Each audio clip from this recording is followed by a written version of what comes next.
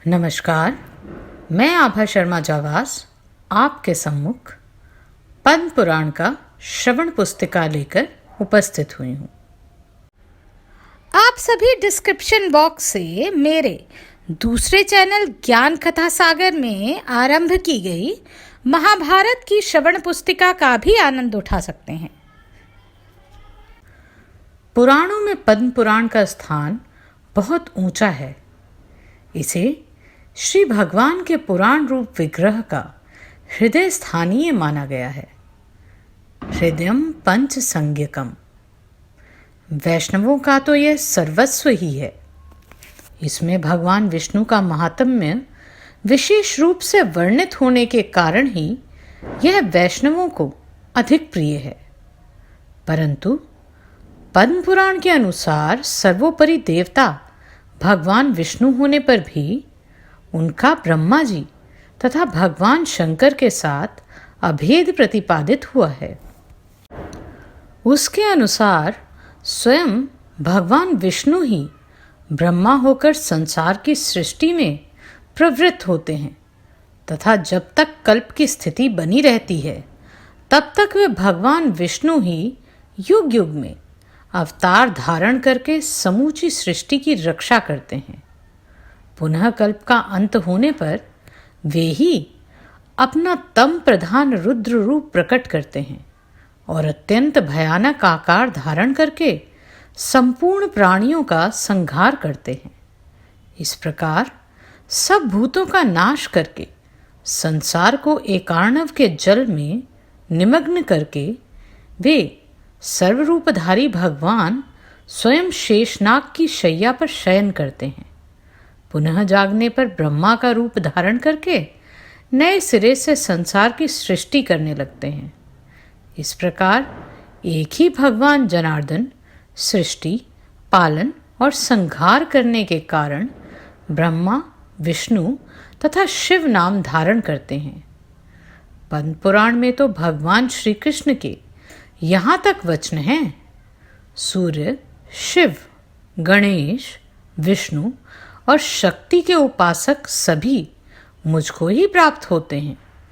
जैसे वर्षा का जल सब ओर से समुद्र में ही जाता है, वैसे ही इन पांचों रूपों के उपासक मेरे ही पास आते हैं। वस्तुतः मैं एक ही हूँ।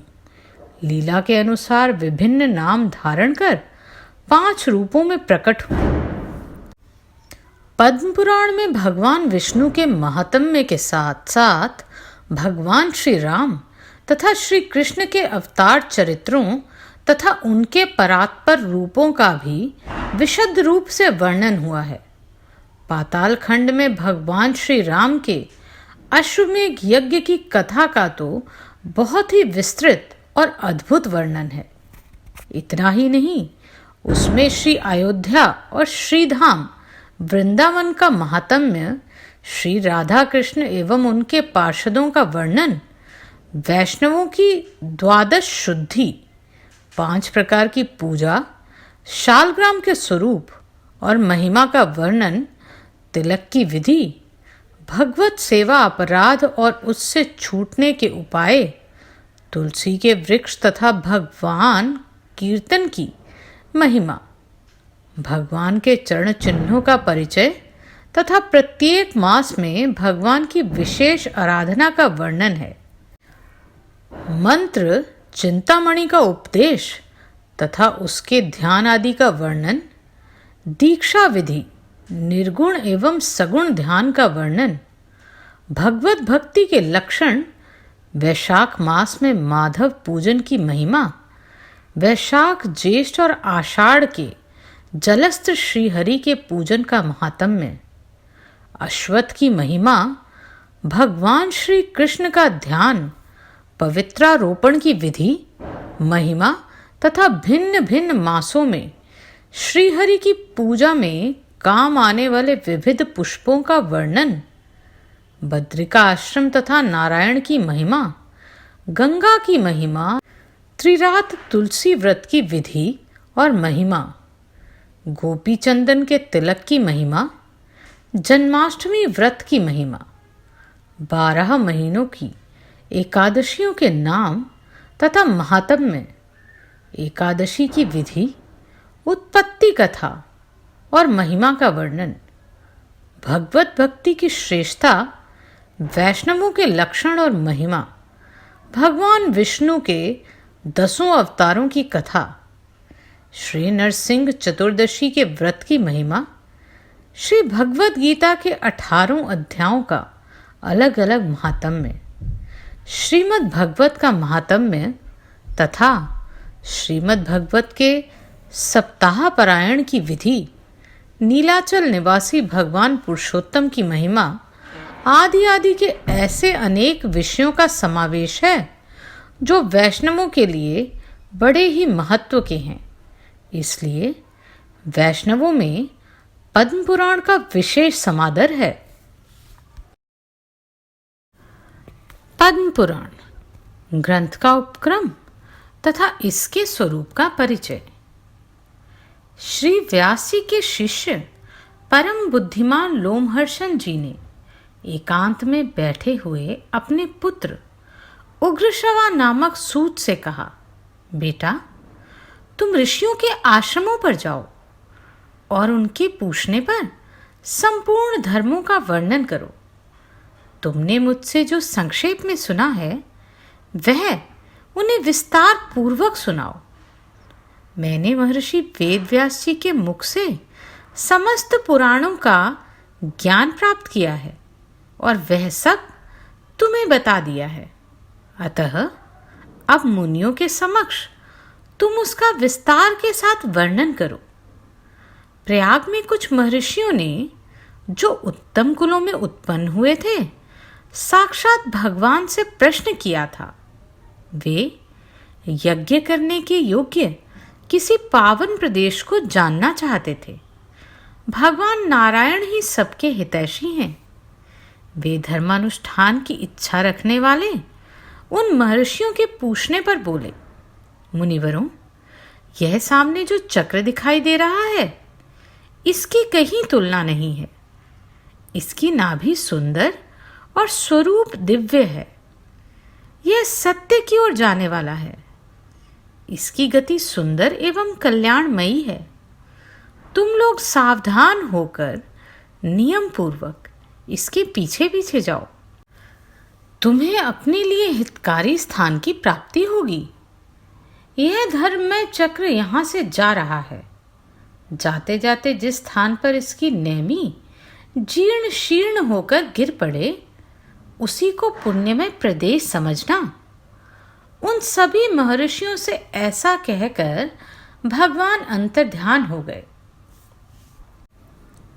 और वे धर्मचक्र नैमिषारण्य के गंगाव्रत नामक स्थान पर गिरा। तब ऋषियों ने निमि शीर्ण होने के कारण उस स्थान का नाम नैमिष रखा और नैमिषारण्य में दीर्घ काल तक चलने वाले यज्ञों का अनुष्ठान आरंभ कर दिया। वहीं तुम भी जाओ और ऋषियों के पूछने पर उनके धर्म विषयक संशयों का निवारण करो। तदनंतर ज्ञानी उग्रश्रवा पिता की आज्ञा मानकर उन मुनीश्वरों के पास गए तथा उनके चरण पकड़कर हाथ जोड़कर उन्हें प्रणाम किया। सूत जी बड़े बुद्धिमान थे। उन्होंने अपनी नम्रता और प्रणाम आदि के द्वारा महर्षियों को संतुष्ट किया। वे यज्ञ में भाग लेने वाले महर्षि भी सदस्यों सहित बहुत प्रसन्न हुए तथा सबने एकत्रित होकर सूत जी का यथा योग्य आदर सत्कार किया। ऋषि बोले, देवताओं के समान तेजस्वी सूत जी, आप कैसे और किस देश से यहाँ आए हैं? अपने आने का कारण बतलाइए। सूत जी ने कहा, महर्षियों, मेरे बुद्धिमान पिता व्यास शिष्य लोमहर्षण जी ने मुझे यह आज्ञा दी है कि तुम मुनियों के पास जाकर उनकी सेवा में रहो और वे जो कुछ पूछें उन्हें बताओ। आप लोग मेरे पूज्य हैं, बताइए मैं कौन सी कथा कहूँ? पुराण, इतिहास अथवा भिन्न भिन्न प्रकार के धर्म, जो आज्ञा दीजिए वही सुनाओ।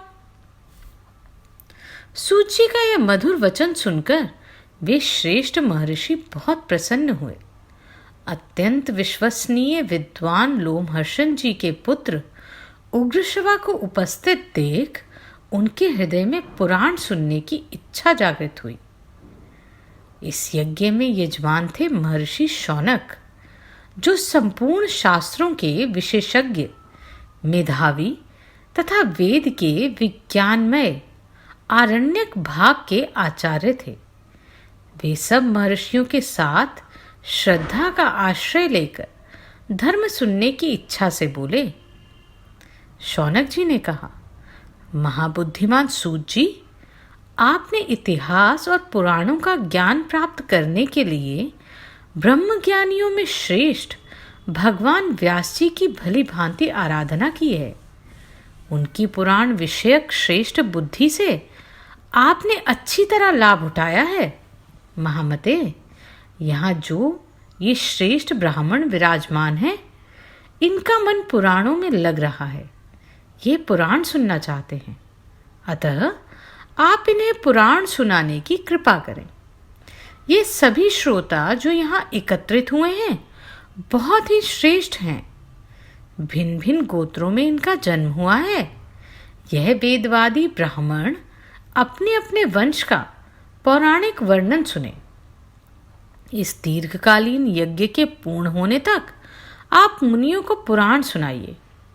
महाप्राग, आप इन सब लोगों से पद्म पुराण की कथा कहिए। पद्म की उत्पत्ति कैसे हुई, उससे ब्रह्मा जी का आविर्भाव किस प्रकार हुआ, तथा कमल से प्रकट हुए ब्रह्मा जी ने किस तरह जगत की सृष्टि की, ये सब बातें इन्हें बताइए। उनके इस प्रकार पूछने पर लोमहर्षण कुमार सूत जी ने सुंदर वाणी में सूक्ष्म अर्थ से भरा हुआ न्याययुक्त वचन कहा। महर्षियों, आप लोगों में जो मुझे पुराण सुनाने की आज्ञा दी है, इससे मुझे बड़ी प्रसन्नता हुई है। यह मुझ पर आपका महान अनुग्रह है। संपूर्ण धर्मों के पालन में लगे रहने वाले पुराण वेता विद्वानों ने जिनकी भली भांति व्याख्या की है, उन पुराणोक्त विषयों को मैंने जैसे सुना है, उसी रूप में वह सब आपको सुनाऊंगा। सत्पुरुषों की दृष्टि में सूत जाति का सनातन धर्म यही है कि वह देवताओं, ऋषियों तथा अमित तेजस्वी राजाओं की वंश परंपरा को धारण करे, उसे याद रखे तथा इतिहास और पुराणों में जिन ब्रह्मवादी महात्माओं का वर्णन किया गया है, उनकी स्तुति करे। क्योंकि जब वेणुकुमार राजा पृथु का यज्ञ हो रहा था, उस समय सूत और माघ ने पहले उन महाराज की स्तुति ही की थी। उस स्तुति से संतुष्ट होकर महात्मा पृथु ने उन दोनों को वरदान दिया था। वरदान में उन्होंने सूत को सूत नामक देश और मागध को मगध का राज्य प्रदान किया। क्षत्रिय के वीर्य और ब्राह्मणी के गर्भ से जिसका जन्म होता है, वह सूत कहलाता है। ब्राह्मणों ने मुझे पुराण सुनाने का अधिकार दिया था। आपने धर्म का विचार करके ही मुझसे पुराण की बातें पूछी हैं। इसलिए इस भूमंडल में जो सबसे उत्तम एवं ऋषियों द्वारा सम्मानित पद्म पुराण है, उसकी कथा आरंभ करता हूँ। श्री कृष्ण द्वैपायन व्यास जी साक्षात भगवान नारायण के स्वरूप हैं।